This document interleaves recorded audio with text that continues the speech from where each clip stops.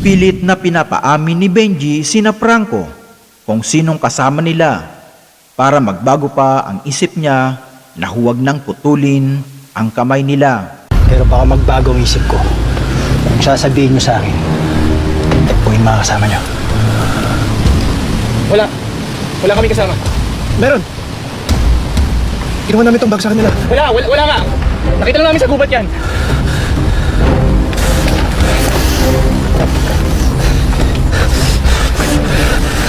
Wala. Ngayon yung sabihin sa akin, wala kayong kasama. Ha?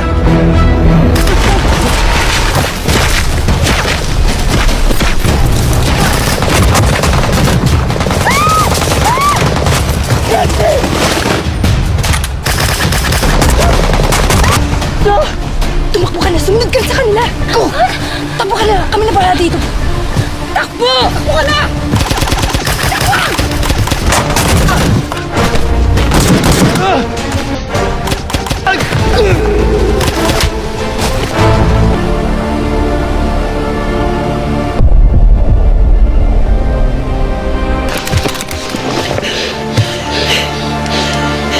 Let's go! Inahanap na ni Andres si Miguel. Dok!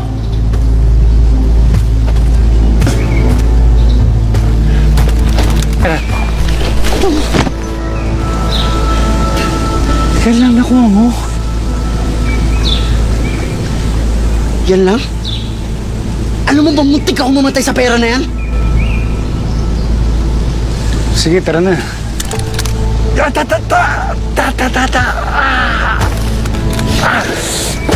Ano, kumusta ang braso mo? Ayos lang, ayos lang. Yung medkit nasan? Andyan sa bag. Taplis lang daw, wala ito.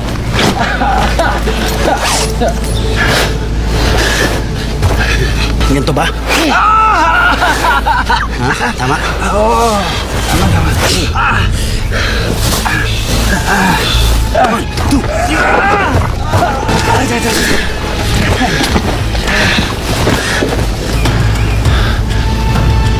Maraming salamat sa lahat.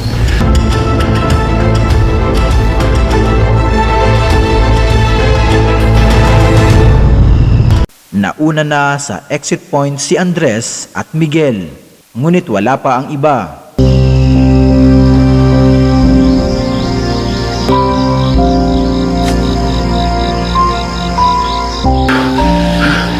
Wala pa sila. Oo nga. Sana bilisan nila. Kailangan ko paayos to. Immediately.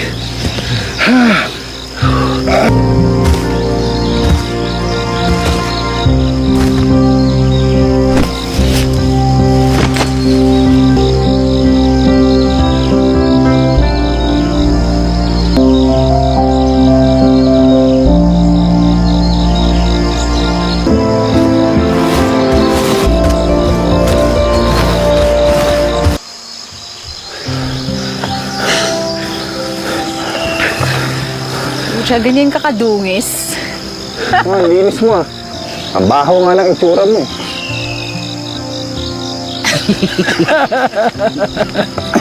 Ayos na ba lahat? Ayos. Okay naman, naghabol lang kami ng kabayo. Halaan mo yun. Eh kami nga, gumulong sa landslide eh. What? Talaga? Nakapatay pa ng bata. namin ni Sir JB. Inadal ko lang naman yung ahas.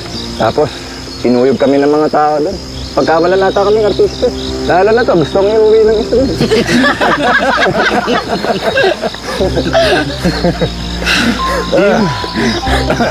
Tagumpay ang misyon kay Sameo Patel. Kahit medyo nagkaroon ng abirya, masaya ang lahat na makakauwi. Time to go home. Tara. Let's go!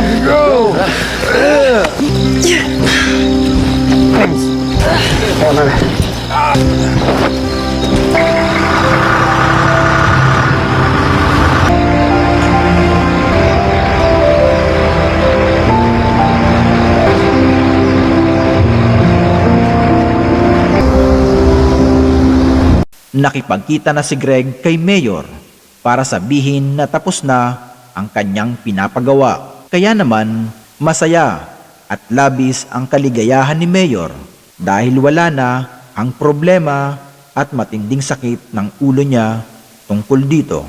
Agad din naman na itatransfer na ang bayad sa kanilang misyon na ito.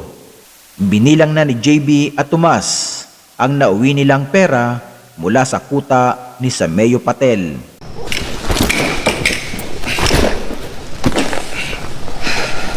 Ano yan?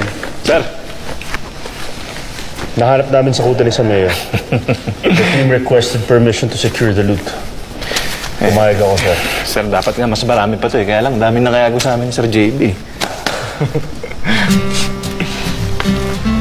Well, in that case, okay, sa inyo na yan.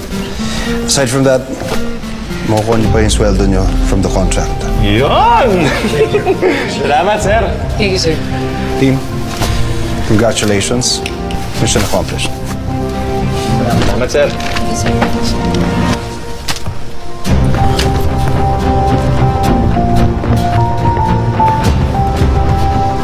17, 18, 19, 20. 20 million ang nauwi natin, Tomas. Tig 10 million tayo. Nice one, sir. Sayang, sir. Mas marami pa siguro tayong nauwi, no? Kung nauwi natin lahat, eh. Pero magreklamo pa ba ako? Okay na yan. Happy birthday to me. Merry Christmas. Happy New Year. Happy Pesta. Tsaka hindi nahimas reyes sa kulong si Ninong, di ba? 6, 7, 8. 8 million yung total natin. As promised, fair yung hatian. 4 million sa'yo, 4 million sa akin.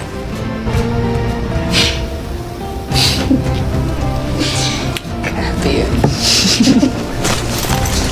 15 million, tig 7.5 million tayo, Andres. Ating kapatid.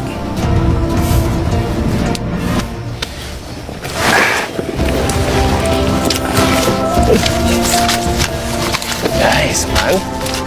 Damn. Ah! Kapal eh, oh.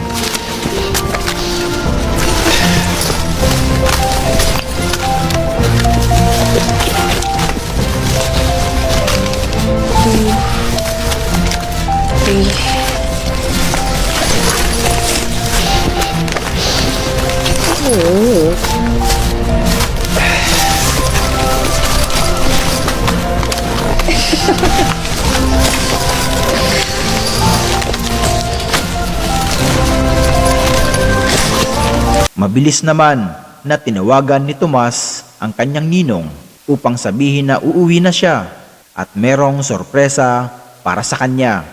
Hello, Nong. Nong, hindi ko kayo maintindihan. Ba't parang bubulong kayo? Hello, Nong, mamaya na lang. Sige na, pauwi na rin ako. May surprise ako sa inyo. Ako bahala. Magkakabuhok na kayo.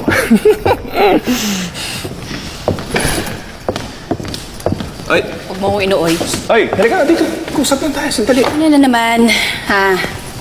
Pansin ko kasi kanina, parang hindi ka happy dun sa natanggap mo eh. Mag-ala.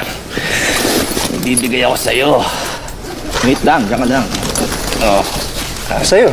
Sa'yo yan. Sa'yo na yan. Papatawa ka. Tingin mo, tatanggapin ko yung pera mo. Uy, ano bang masama sa ginagawa ko? Nagmamagandang loob lang ako. Binibigyan na nga kita ng pera eh. Hindi ko kailangan ng pera. Sigurado ka, Oo. alam mo, bumabawi lang naman ako sa'yo eh. Bawi, hindi mo kailangan bumawi. Tsaka hindi ko kailangan nga ng pera. Oh, sigurado ka ha? Oo. Sige. Okay.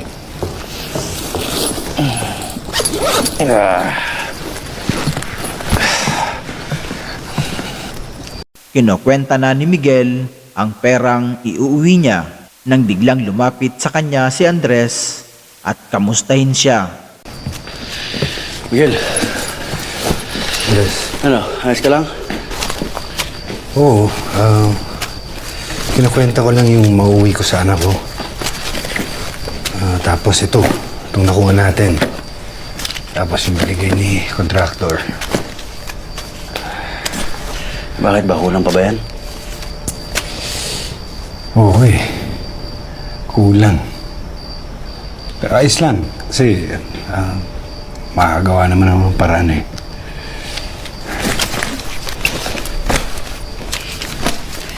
Ang tungkol nga pala dun sa ano? Saan gawa mo? Paano yan?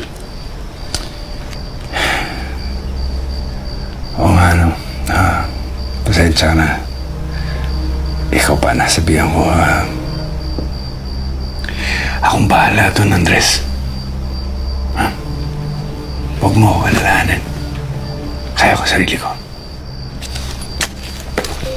Sige. Basta pag kailangan mo ng tulong, ha? Tawagan mo lang ako. Sige, salamat, Andres. Sige. Ingatan mo yung pera mo. Oo. Ha? Ingat. Sa'yo din. Ingat. Sige.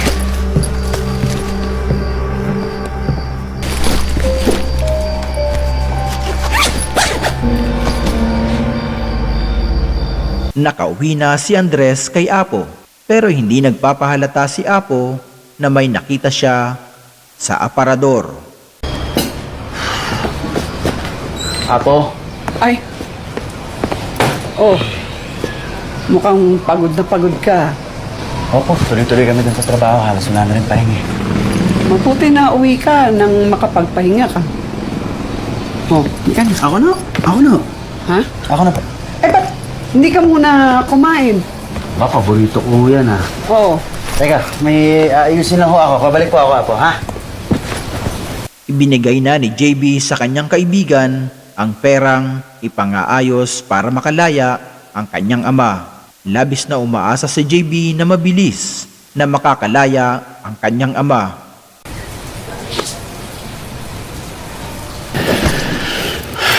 $50 million. Gaya ang pinag-usapan natin.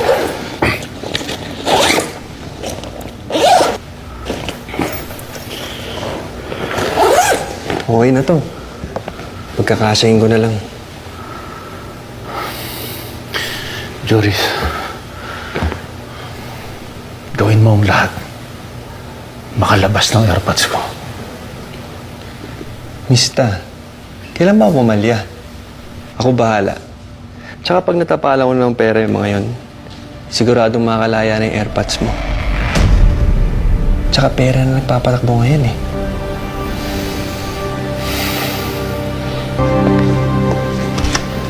Samantalang si Miguel, dinadagdagan ng perang pantubos sa kanyang kaligtasan at sa pamilya niya.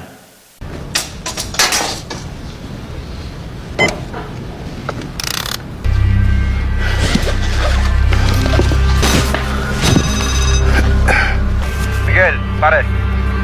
Kamusta ka na? Ano? Ayos na? Nangako si Miguel na ibibigay niya na ang perang hinihiling ng sindikato para tigilan na rin ang kanyang mag-ina. Bukas, bibigay ko ang pera sa napag-usapan nating lugar. Ayos! Siguraduhin niyo lang na titigilan niyo ang mag-ina ko. Sure. Ano, bukas kita tayo.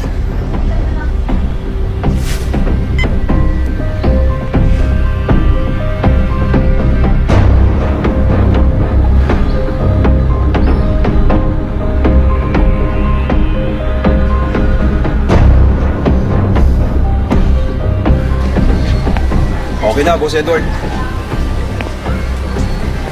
Jack! Sigurado ka? Ayaw mo naman sigurong matulad sa kaibigan mo, si Victor. Nay, pinahihinit niya ang ulo ni Padrino. Kaya yun.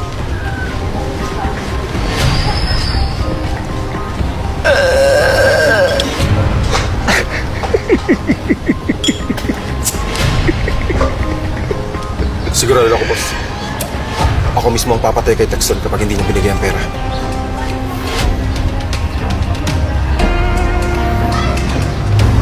Good. Good.